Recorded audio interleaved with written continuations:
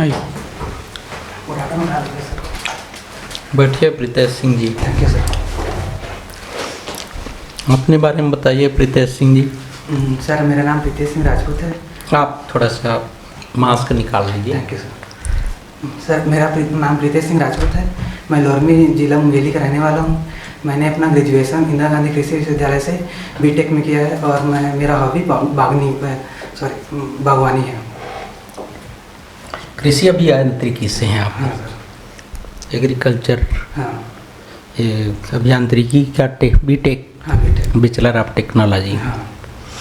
इसमें तो ज़्यादा आपको चांसेस मिलेंगे आगे बढ़ने के लिए बीटेक में। हाँ सर है चांसेस तो, लेकिन मैं यहाँ सिविल सेवा में आके भी मैं कृषि के कर ही सकता हूँ, साथ में दूसरे फील्ड में भी जा सकता हूँ, तो ये मेरे को डाइवर्सिटी देगा। चलिए, तो ये जो कृषि अभियांत्रिकी है, हाँ सर। किन किन औजारों का निर्माण अभी हो रहा है भारत देश में? सर अभी मतलब जैसे कि वो शुरू से बता सकते हैं सर, जैसे कि बुआई के लिए है उसमें कल्टीवेटर आता है, एम्मी प्लाव आता है। उसके बाद जो वीड को निकालने के लिए इंदिरा वीडर है, जो इंदिरा गांधी यूनिवर्सिटी में खुद बनाते हैं वो। उसके बाद जैसे थ्रेसिंग के लिए थ्रेसर है, हार्वेस्टिंग के लिए हार्वेस्टर है, और अलग अलग ट्रांसप्लांटर है, सीड कम फर्टिलाइजर ड्रिल है, ये सब बन रहे हैं। तो अभी हमको ये दिखाई देता है कि जो कृषि अभियांत्रिकी है, बहुत सारे मशीनों का आविष्कार हो गया है। रसायन का, कीटनाशकों का, और आपका क्या कहना चाहिए, खाद का, फर्टिलाइजर का। हाँ लेकिन उस हिसाब से वो स्वाद नहीं रह गया है। हाँ सर। कृषि पदार्थों में। हाँ सर। क्या कारण है? सर जो मतलब जो भूमि का लगातार उपयोग करने से उसके जो पोषक तत्व होते हैं वो समाप्त हो जाते हैं, और जो रसायन उपयोग करते हैं वो भूमि से मिलकर चावल मतलब जो फसल रहती हैं उसमें मिल जाते हैं, जो स्वास्थ्य को हानिकारक होते हैं स्वास्थ्य के लिए। तो इससे बचने के लिए क्या उपाय हो सकता है? और अभी जो मतलब जैविक कृषि की ओर हमें बढ़ना चाहिए, उसके लिए एक अच्छा उपाय है। चलिए, आप जो है प्रीतेश राजपूत हैं। यस। क्या मतलब होता है राजपूत? सर राजपूत मतलब होता है राजा का पुत्र। राजपूत यस। ये तत्सम है कि तद्भव है? सर ये तत्सम है। राजपूत। सॉरी सर, इसमें मैं तो कन्फ्यूजन में नहीं जानता। चलिए, राजपूतों का काल हाँ कौन सा काल रहा है राजपूतों का? सर मतलब जो 8वीं शताब्दी से लेकर 12वीं शताब्दी मुख्यतः वो राजपूत सर। 8वीं से कि 6वीं से? सर 8वीं मुख्यतः 8वीं है, मतलब जो मेन था वो। उससे पहले भी मतलब 34 शताब्दी से थोड़ा बहुत तो था ही, और 18वीं शताब्दी तक भी था।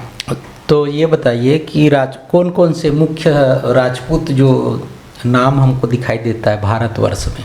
मतलब राजपूत वंश सर। जी जी। सर जैसे चौहान वंश है, मेवाड़ मतलब सर परमार वंश है, प्रतिहार वंश है, चौहान वंश है। उसके बाद सर इतना याद आ रहा है जी। चलिए, अग्निकुल सिद्धांत जानते हैं? हाँ सर। किसने दिया है? चंद्रप्रदाय। क्या होता है अग्निकुल? मतलब सर जो 4 वंश है ना उनको अग्निकुल बोला गया है, उसमें मतलब जो पृथ्वीराज राज है उसमें बोला गया है। राजपूतों का प्लस बताइए, क्या है प्लस उनके गुणों में? मतलब जो रहता है, उनके जो अभिमान है, उनकी मतलब जो त्याग की भावनाएं हैं, ये ज़्यादा अच्छी है। निगेटिव बताइए। निगेटिव में तो वही मतलब किसी वंश का निगेटिव नहीं बोल सकते सर, वही ऐसे, क्योंकि उनकी अच्छाई है। भारत के इतिहास किस जगह से मोड़ लेता है सर मुझे लगता है राजपूत काल में? 1192 में, जब पृथ्वीराज चौहान द्वितीय ने तराइन का प्रथम युद्ध में जो राजा का नाम याद नहीं आ रहा है, जो अटैक किया तो उसको छोड़ देता है वो, तो मुझे लगता है वहाँ से मोड़ लेता है वो। अच्छा प्रीतेश, आपने अपना जो ग्रेजुएशन किया है बीटेक कृषि अभियांत्रिकी, जी सर। है ना? और अभी आप फूड ऑफिसर हैं। जी। तो आप अभी अच्छे पद पर चयनित हुए हैं। जी। फिर इस बार आप शायद डीसी के लिए ट्राई कर रहे होंगे। सिर्फ डीसी। अच्छा, तो जब आपने ग्रेजुएशन किया है हाँ। और आप फूड ऑफिसर भी है, हाँ। तो आपको नहीं लगता कि आपका ग्रेजुएशन में फूड ऑफिसर में बहुत अच्छा यूज़ हो सकता है? तो यूज तो हो सकता है सर, लेकिन हाँ। मैं पहले ही बोला सर को कि मैं ड्यूटी ऑपरेटर होते हुए तो खाद्य इत्यादि का काम कर सकता हूँ। हाँ। उसके अलावा मैं दूसरे काम भी कर सकता हूँ, तो उससे मुझे मतलब दूसरे क्षेत्र में जाने का मौका मिलेगा। तो जो ये पोस्ट है खाद्य अधिकारी का, वो किसी और को मिलेगा? जी सर। अगर वो ऐसे इंसान को मिल जाए जिसका कृषि में या ग्रेजुएशन नहीं हो, या वो जैसा कि आप कर चुके हैं, हाँ। तो आप इसे बहुत बेहतर कर सकते हैं। तो आप, हमें ऐसा लगता है कि हम एक अच्छा अधिकारी खो देंगे। नहीं सर, ऐसा नहीं है, क्योंकि मुझे यकीन है कि पीएससी जब कोई दूसरा खाद्य अधिकारी चुनेगा तो मेरे लेवल या मेरे से अच्छे भी हो सकते हैं। अच्छा, तो डीसी बनकर और क्या क्या काम करना चाहते हैं? तो सर मैं किसानों के लिए और शिक्षा और कुपोषण के लिए भी। शिक्षा और कुपोषण के लिए? कुपोषण के लिए ऐसा क्या करेंगे? अभी मतलब जो आया था तो गरीबी सबसे ज़्यादा है, उसके कारण कुपोषण होता है। इसमें महिलाओं में एनीमिया होता है, बच्चों में 37% ही कुपोषण है अभी भी? हाँ, अभी मतलब था, अभी 23% हो गया, धीरे धीरे कम हो रहा है। अच्छा, तो उसको और कम, मतलब जीरो तो ला नहीं सकते, लेकिन कैसे ला सकते हैं? कुछ अपने सुझाव बताइए। मतलब उसके लिए 3 कर सकते हैं, जैसे कि टारगेट प्राथमिकता क्षेत्र पहले निर्धारित करेंगे कि कौन कौन प्राथमिकता क्षेत्र है, कितने वर्ष के हैं, कौन सा क्षेत्र में है, जैसे कि सरगुजा क्षेत्र और बस्तर क्षेत्र में ज़्यादा है। फिर योजनाओं को लागू करेंगे, उनके तक जो सही राशन है, सही खान पान है, उसको पहुँचाएंगे। उसके बाद वहाँ फीडबैक लेंगे कि क्या कमी रह गई है, कि सुधार हो रहा है कि नहीं हो रहा है। आपने बोला अभी कि आप खाद्य अधिकारी से आगे बढ़कर डीसी बनना चाहते हैं, तो आपने अपने ग्रेजुएशन के दौरान ऐसा क्या चीज़ें सीखी हैं, या ऐसे क्या क्वालिटी आपके अंदर आई है जो आप डीसी के रूप में इस्तेमाल कर सकते हैं लेकिन खाद्य अधिकारी के रूप में नहीं कर सकते? नहीं सर, ऐसा नहीं है कि मैं खाद्य अधिकारी में भी बन सकता हूँ, कर सकता हूँ उसको, और डीसी में भी कर सकता हूँ। मतलब वही है कि जो भी रहे, कि जो भी योजनाएं ऐसी कोई कुछ खास गुणवत्ता जो आपको अपने ग्रेजुएशन के दौरान मिली और आप प्रशासन में उसका यूज़ करेंगे? सर मैं मतलब कि हार्ड वर्क में है, और जो टारगेट है उसको पूरा करने के बाद ही मैं किसी दूसरे काम को लेता हूँ, ये मेरे को लगा है। कैसे किसी समस्या का समाधान कैसे करेंगे? मैं वही समस्या के समाधान के लिए सर कि टारगेट बनाना है, उसके लिए फिर प्लानिंग करना है, प्लानिंग करने के बाद योजनाओं को ज़मीनी स्तर पर उतारना है, उसके बाद उसका फीडबैक लेना है कि सही जा रहा है कि नहीं। अच्छा, लोरमी से हैं आप? जी सर। लोरमी के थोड़ा पास पंडरी और थोड़ा पास फिर कमरधा पड़ता है। जी सर। हाल ही में कमरधा में कुछ घटना हुई? नहीं सर। कौन सी घटना? जो हिंदू मुसलमान में है ना, वो झंडे उतारने और लगाने के संबंध में है। अच्छा, यानी धर्म विशेष पे? धर्म विशेष पे है। अच्छा, तो वो जो धर्म विशेष का जो दंगा था या जो भी था, तो उसके लिए सरकार ने जो प्रयास किए थे, आपको क्या लगता है वो सही थे? सर सरकार के प्रयास तो सही हैं, लेकिन मुझे लग रहा था कि कहीं ना तो एक दो मतलब थोड़ा लेट हो गया था। अगर उसी काम को सरकार पहले कर ले रहती तो शायद इस मतलब जो स्थिति है वो नहीं आ पाता।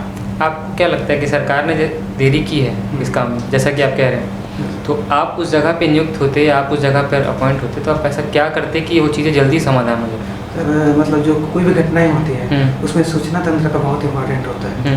तो वहाँ देखा गया था कि जो पुलिस है ना, वो आगे सूचना नहीं दे पाई थी, उनकी सूचनाएं लेट में पहुँची थी, तो सूचना तंत्र को सुदृढ़ करके इसको रोका जा सकता है। पुलिस प्रशासन तो वहाँ पे बेहतर कार्य कर रहा था, आपको लगता है? सर अभी इस मामले में मतलब उनको जो आर्डर दिया गया था ऊपर से, उस कार्य में वो अमल किए थे, तो उनके मतलब उठाया नहीं जाता था सरकार। कुछ आरोप प्रत्यारोप ये भी कहते हैं कि पुलिस प्रशासन किसी धर्म विशेष या समुदाय विशेष के ऊपर ज़्यादा कड़ाई कर रही थी और किसी दूसरे विशेष धर्म समुदाय पर नहीं कर रही थी। आपको क्या लगता है? नहीं सर, मुझे नहीं लगता कि पुलिस ऐसे धर्म को ऐसे करते हैं, क्योंकि सरकार है और सरकार कभी भी कोई धर्म का नहीं होता। अच्छा, तो यानी कि पुलिस प्रशासन दंगाइयों को ही शांत कर रही थी, ऐसा आप मानते हैं? हाँ सर, पूरी तरीके से? जी सर। चलिए ठीक है। राहुल? प्रीतेश जी, आप मुंगेली ज़िले से हैं। जी सर। मुंगेली ज़िले में मटकू द्वीप का नाम आपने सुना है? जी। मटकू द्वीप जो पर्यटन स्थल है, उसको यदि एक वाक्य में आपको डिफाइन करना हो तो उसके बारे में आप क्या बोलना चाहेंगे? सर बोलूँगा कि मतलब धार्मिक स्थल है, मतलब बहुत मतलब वो 2-3 धर्मों का एक स्थल है, तो वो एकता को सुदृढ़ करता है स्थल। अच्छा, बहुत बढ़िया। मुंगेली ज़िला जो है वो अपने बागवानी के लिए बहुत जाना जाता है, मतलब फल सब्जियों के लिए, ठीक है, और आपकी हॉबी भी बागवानी है ना? लेकिन देखा जाता है कि मुंगेली ज़िले में जो बागवानी है उससे जुड़े जो किसान हैं उनको वो आय नहीं मिल पाता है, ठीक है, तो ऐसा क्यों है? सर वहाँ भी जैसे कि जिस सीज़न में फल उगता है उसी सीजन में उसका रेट कम रहता है, जो सब्जी है जो भी रहे, इसके लिए स्टोरेज क्षमता नहीं है, न ही मुंगेली में अच्छे से प्रोसेसिंग सिस्टम है, और ऐसा भी नहीं है कि वो जो मार्केट एरिया है वो तो ट्रांसपोर्टिंग वहाँ भी नहीं हो पाता, तो वहीं उनको कम कीमत में देना पड़ता है, तो इसलिए उनको आय कम होती है। तो इसके लिए आप क्या करेंगे यदि आप मुंगेली ज़िले में मान लीजिए पदस्थ होते हैं, क्या करेंगे इसके लिए? सबसे अच्छा उपाय रहता है उद्योग लगाना, उसको प्रोसेसिंग करेंगे तो कुछ जिसका भी रहेगा उसको प्रोसेसिंग करके उसको पैकेट में बेचा जा सकता है, बाद में उससे रोजगार भी मिलेगा और जो संसाधन है उसका इष्टतम प्रयोग हो सकता है उससे। अच्छा, अचानक मार टाइगर रिजर्व जो है मुंगेली में, उसके कारण वहाँ के जो निवासी हैं, जो आदिवासी थे, उनको क्या परेशानियाँ हो रही हैं? सर उनको विस्थापित किया जा रहा है, जिससे उनको स्थानीय जगह को छोड़ना पड़ रहा है। कोई विशेष जनजाति है क्या वहाँ से जिनको विस्थापित किया जा रहा है? जनजाति है। बैगा जनजाति है। बैगा जनजाति छत्तीसगढ़ के और किन स्थानों पर पाई जाती है? सर जो महकल रेंज है, मतलब कमरदा, राजनांदगांव और मुंगेली में। अच्छा यार, आप 1997 में आप पैदा हुए हो, 23-24 साल आपकी उम्र है, ठीक है, अधिकारी बन गए हो आप, डिप्टी कलेक्टर बनना चाहते हो, प्रशासन में जाओगे, वहाँ तो बहुत एक्सपीरियंस्ड लोग होते हैं, फिर आप उनके साथ एडजस्ट कैसे करोगे? फिर वो आपको दबाएंगे भी हो सकता है ना? तो फिर उनके साथ एडजस्ट कैसे करोगे आप? नहीं सर, मेरे को लगता है कि अगर पीएससी डिमांड की 21 साल, तो मेरा 23 साल हो चुका है, तो इस हिसाब से मेरे अंदर तो है, और उसके जो क्राइटेरिया मांगे पीएससी वो मैं पूरा भी कर रहा हूँ। अभी हाल ही में मुंगेली ज़िले को रेड कॉरिडोर में शामिल किया गया है ना, नक्सल प्रभावित क्षेत्र में। ऐसा क्यों? ऐसा क्योंकि जो वहाँ के मतलब लोरमी के जो बॉर्डर एरिया है, मतलब पुड़िया क्षेत्र, जो अचानक में जंगल रिजर्व के अंतर्गत जाती हैं, उधर कुछ घटनाएं देखे गए हैं। नक्सल ये उनको बंदूक लेते हुए घूमते देखे गए हैं, तो एक्टिविटी के कारण उसको नक्सल जिला प्रभावित में शामिल किया गया है। अच्छा, तो रेड कॉरिडोर में और छत्तीसगढ़ के कौन कौन से ज़िले शामिल हैं? सर इसमें बस्तर जिले के साथ हैं राजनांदगांव, धमतरी और गरियापुर और मुंगेली, और बस्तर उधर क्षेत्र में बलरामपुर। अच्छा, नक्सल समस्या जो है छत्तीसगढ़ की बहुत बड़ी समस्या है। जी सर। इससे निपटने के लिए आप क्या करना चाहेंगे सर जो अभी तक नहीं हुआ है? अच्छा सर, मेरे को लगता है कि अभी तक मैं जो अभी चल रहा है लोन नाटू जैसे और कार्यक्रम चलाए जाने चाहिए, जिसमें गोली की जगह बोली की भाषा बोलना चाहिए, और उनको उनकी विचारधाराओं को परिवर्तित करके मुख्यधारा में लाना चाहिए। तो आप ये मानते हैं कि वो विचार के मतलब जो उनके विचार हैं उससे वो भटक चुके हैं? भटक चुके हैं, जी सर। आपका मानना यही है? जी सर। तो मतलब उनको समझाया जाना चाहिए। समझाया जाना चाहिए, जी। ठीक है, तो आप जैसे मान लीजिए नक्सल क्षेत्र में आपकी पोस्टिंग हो जाती है, ठीक है, ऐसा कुछ घटना होता है जिसमें नक्सल आपको घेर लेते हैं, तब भी आप उनको समझाएंगे? नहीं सर, वहाँ पर अगर सिचुएशन रहेंगे कि उनको बात करने के लिए हैं कि वो बंदूक के मारने पे तुले हैं, गन पॉइंट पे हैं आप, सर, तो उनके हिसाब से सर अपनी सुरक्षा के लिए मैं गोली चलाने की कर सकते हैं। चलिए ठीक है सर। चलिए, धारा 355 के बारे में बताएंगे? सॉरी सर, धारा के बारे में जानता हूँ। पुलिस और सेना में क्या अंतर है? सर सेना नो टॉलरेंस पर काम करती है, और पुलिस जो है गृह मंत्रालय में रहते हैं और उसी पर सुरक्षा के काम करती है। उनको आंतरिक सुरक्षा रहती है पुलिस, और जो सेना रहती है बाह्य सुरक्षा के लिए। ग्रेटर छत्तीसगढ़, बृहत्तर छत्तीसगढ़ जी सर। क्या है? सर अभी तो जो उनके आसपास थे, मतलब जो पहले स्वतंत्रता से पहले जो छत्तीसगढ़ में स्थान थे ना, उनको छत्तीसगढ़ पूरा मिलाने के लिए बात जो ग्रेटर कौन सा क्षेत्र बाहर हो गया है? सर उड़ीसा का संबलपुर क्षेत्र, और जो तेलंगाना के जो बस्तर के एरिया थे उसमें कुछ थे, और जो एमपी के जो मुंगेली के से लगा हुआ क्षेत्र है वो। ठीक है। 1857 की क्रांति के समय छत्तीसगढ़ का एक हिस्सा, कौन सा हिस्सा दिया गया था? अंग्रेजों ने एक राजा को दे दिया था। चलिए, ग्रेटर इंडिया, बृहत्तर भारत क्या है? तो जिसमें जो भारत उपमहाद्वीप है, जो इंडिया, बांग्लादेश और म्यांमार के कुछ क्षेत्र, नेपाल, भूटान और अफगानिस्तान के मतलब भारत के उत्तरी क्षेत्र में अफगानिस्तान और पाकिस्तान को मिला के जो बनता है, जिसको अखंड भारत बोलते हैं, वो ग्रेटर इंडिया है। चाइना थ्रेट क्या है? तो जो चाइना के साथ जो भी सीमा विवाद चल रहा है, सीमा विवाद के साथ जो आर्थिक विवाद भी चल रहा है, वो चाइना थ्रेट बोल रहे हैं। आपको कितनी, हाँ हम आपको भी पता है कि चाइना जो है हमसे बहुत बड़ा है। जी सर। अभी सभी दृष्टि से लगभग। जी सर। फिर भी हमको क्या उनसे डरने की ज़रूरत है? सर कोई भी पड़ोसी रहते हैं, तो अगर चाइना जो काम कर रहे हैं, जो मतलब जो उसको विस्तारवादी नीति है, उनसे तो डरने का प्रयास करना चाहिए, लेकिन भारत की जो नीतियाँ हैं जो बचा है, तो उससे भारत ने मुंह तोड़ जवाब दिया है चाइना को। हमारे भारत देश का परमाणु नीति क्या है? No first. तो वर्तमान परिदृश्य में ये नो फर्स्ट यूज को हम पालन कर सकते हैं? जी सर, क्योंकि अभी ऐसा कोई देश नहीं है जो पहले से ही भारत में अटैक करने वाले हैं, तो भारत नो फर्स्ट यूज में ही चल रहा है। तो आप देखेंगे कि रूस जो है हमारा एक सहज मित्र रहा है शुरू से ही, लेकिन हम अमेरिका की ओर हमारा झुकाव जो है बढ़ते जा रहा है। लेकिन आप देखेंगे कि आप पुराने मित्र को छोड़ करके, पुराने मित्र को माने नाराज करके आप नए मित्र बना रहे हैं, पुराना मित्र तो रूठे। संतुलन कैसे स्थापित कर सकते हैं? सर वही संतुलन स्थापित करने के लिए भारत अमेरिका की तरफ अपना रुझान थोड़ा बढ़ाया है, लेकिन ऐसा नहीं है कि रूस को दरकिनार किया जा रहा है।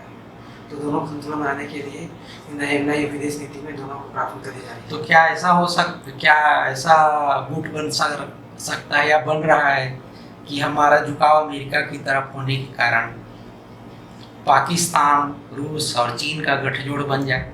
सर ऐसा नहीं हो सकता, का मामला कम है अभी, क्योंकि बाकी चाइना और रूस का भी उनका मतभेद है, इसलिए दोनों एक गठबंधन में नहीं आ सकते। तो अमेरिका से हमारा संबंध है, अमेरिका से हमारा संबंध है और रूस जो है हमसे रूठ गया है।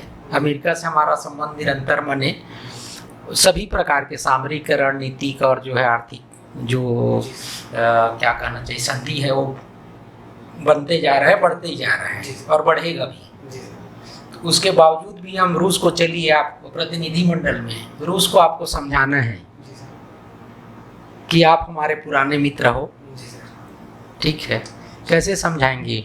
सर उनके साथ भी जो व्यापार नीति अमेरिका के साथ किए जा रहे हैं, व्यापार नीति है, सुरक्षा के लिए जो भी उपकरण खरीदे जा रहे हैं, वही उपाय उनके साथ भी किया जा सकता है। लेकिन वो तो हो सकता है कि रूस का जो टेक्नोलॉजी है उससे आगे का हो, उसके बावजूद भी उसको समझाना है। कैसे समझाएंगे? सर वही कि उनको फायदा में जो भी रहे व्यापार के में उनको लाभ दिया जाएगा। जो व्यापार दूसरे देशों से किया जा रहा है वो रूस से भी किया जाए। सुरक्षा के उपकरण खरीदे रहे अमेरिका से, तो कुछ उपकरण रूस से भी खरीदा जाए, मतलब उनको बना कर रखा जाए कि हम आपके साथ भी हैं, तुष्टिकरण किया जाए। सर हाँ सर, विदेश में तो भारत को फायदा हो तो दूसरे के साथ तुष्टिकरण किया जा सकता है। ठीक है, थैंक यू सर।